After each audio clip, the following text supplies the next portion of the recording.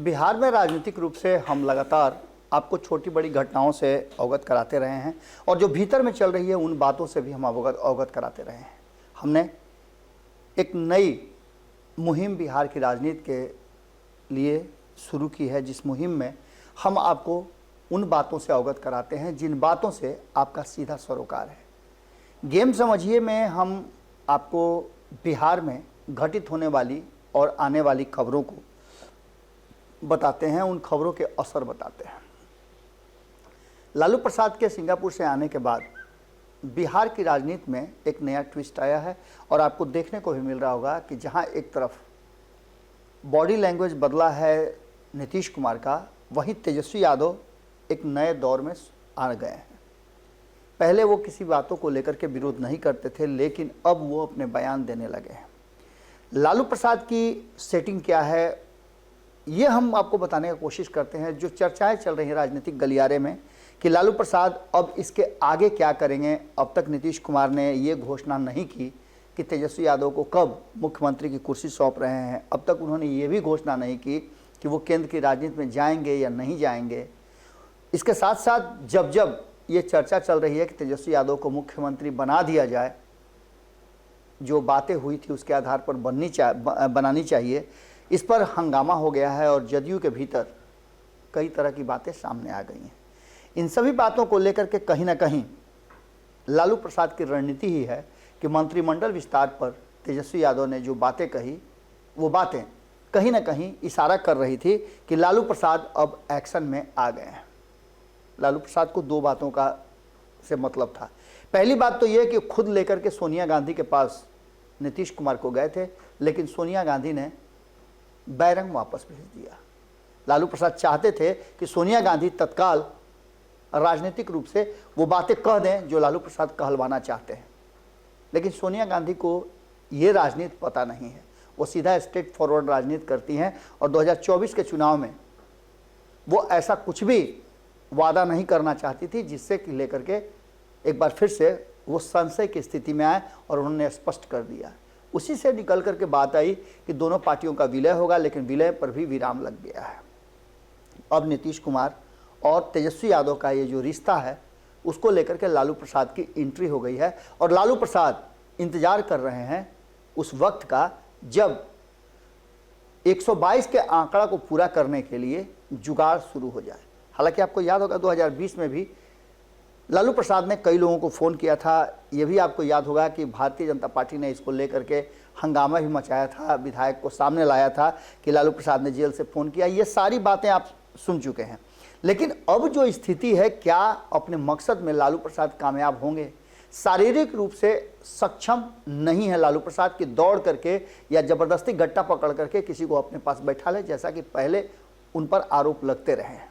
आपको याद होगा 1990 से 2005 के बीच का जो शासनकाल रहा है उसमें बहुत सारी ऐसी बातें हुई हैं जिसको लेकर के कई चर्चाएं होती हैं और इतिहास के पन्नों में बहुत कुछ लिखा हुआ है।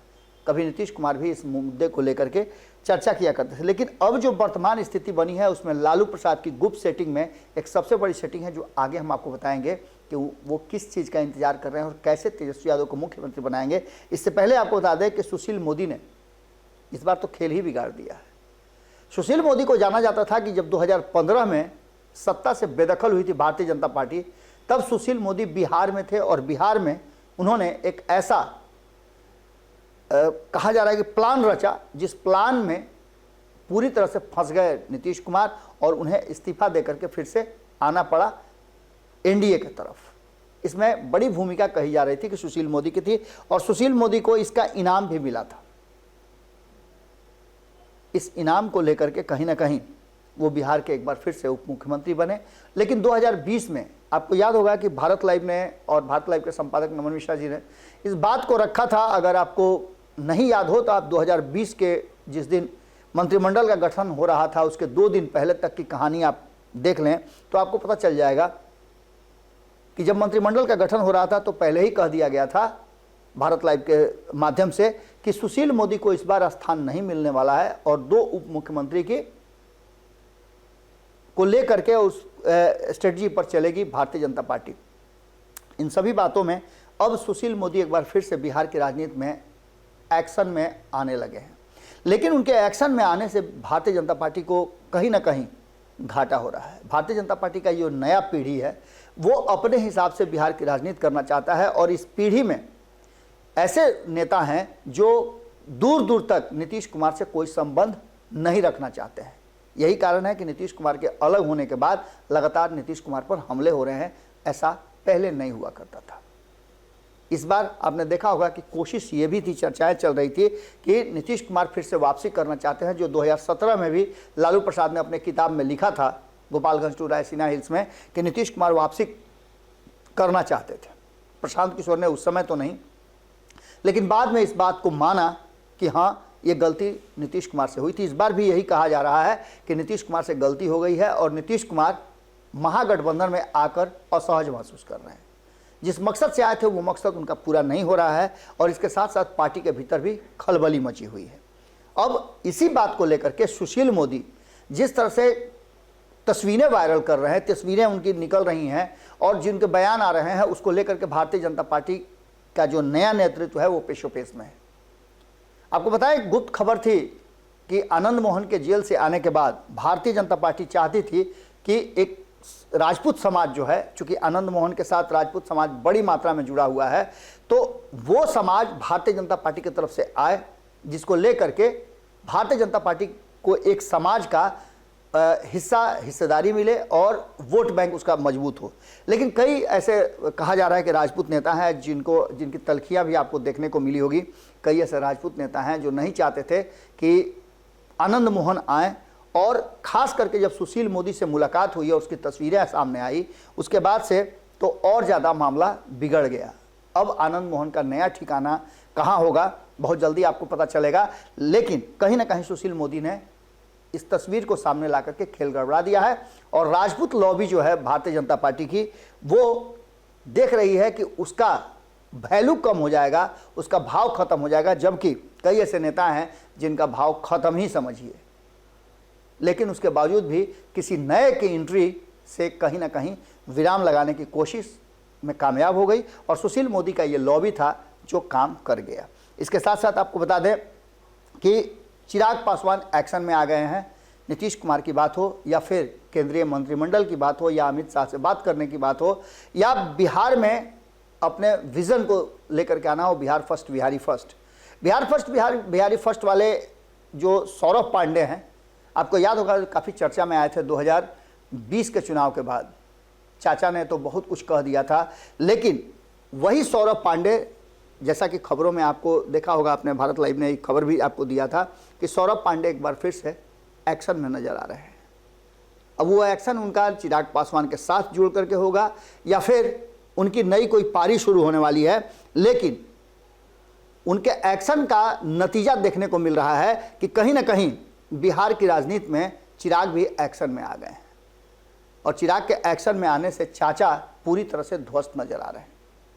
इन सारी बातों को लेकर के दिल्ली से पटना तक की दौड़, और चिराग पासवान का पटना में अधिक समय देना, बिहार के लोगों के साथ अधिक समय देना, आम लोगों के साथ मुलाकात करना, जिनको लेकर के चाचा अक्सर कहा करते थे कि वो हीरो हैं, लेकिन ये हीरो कहीं ना कहीं राजनीति का हीरा बनने की कोशिश कर रहा है। और जब आप समझ सकते हैं कि अपने समाज के अलावा दूसरे समाज के लोग आपको अपने कंधे पर उठाना शुरू कर दें, तो इसका मतलब है कि राजनीतिक रूप से आपकी जमीन जो है, जड़ें जो हैं, वो काफ़ी मजबूत होती जा रही हैं, पहले से जो थी उससे भी ज़्यादा मजबूत हो रही हैं। नालंदा की रैली कौन भुला सकता है, जिस रैली में एक छोटे से स्थान में इतना भारी संख्या में लोगों का जुटना, ये बता रहा था कि एक्शन शुरू हो चुका है चिराग पासवान का। इसके साथ साथ आपको बता दें कि प्रशांत किशोर का असली गेम क्या है, इस पर भी चर्चाएं चल रही हैं। प्रशांत किशोर को लेकर के कहा यह जा रहा है कि वो कॉरपोरेट ऑफिस की तरह अपने जो कहा जा रहा है राजनीतिक यात्रा को शुरू कर रहे हैं, जो कहीं ना कहीं सूट नहीं कर रहा है बिहार की राजनीति को। बिहार की राजनीति में भले ही वो लोगों से मिल रहे हों, गली मोहल्ले में जा रहे हों, लोगों के साथ संवाद कर रहे हों, लेकिन उसका फ़ायदा इनको मिलता हुआ नज़र नहीं आ रहा है। वहीं आपको हमने बताया था कि लालू प्रसाद की गुप्त सेटिंग क्या है। तो लालू प्रसाद, आपने देखा नहीं होगा कि पेड़ में फल पक जाता है तो लोग नीचे बैठ के इंतजार करते हैं कि गिरे तो खाएं। लालू प्रसाद को ये समझ में आ गया है कि जदयू अब इतना ज़्यादा एकजुट नहीं रह पाएगी, बिखराव तो होगा ही, और उसी का इंतजार कर रहे हैं कि जदयू टूटे। यानी वो नहीं बात सुने हैं कि कद्दू कटे तो सब में बटे। वही हाल है जहां एक तरफ उपेंद्र कुशवाहा ने अपने हिस्सेदारी की बात कर दी है, वहीं कई फरीक जो हैं, कई हिस्सेदार जो हैं वो तैयार हो गए हैं, और लालू प्रसाद को उसी का इंतजार है कि कितने लोग टूट करके आते हैं, क्या वो संख्या 122 पूरा होती है।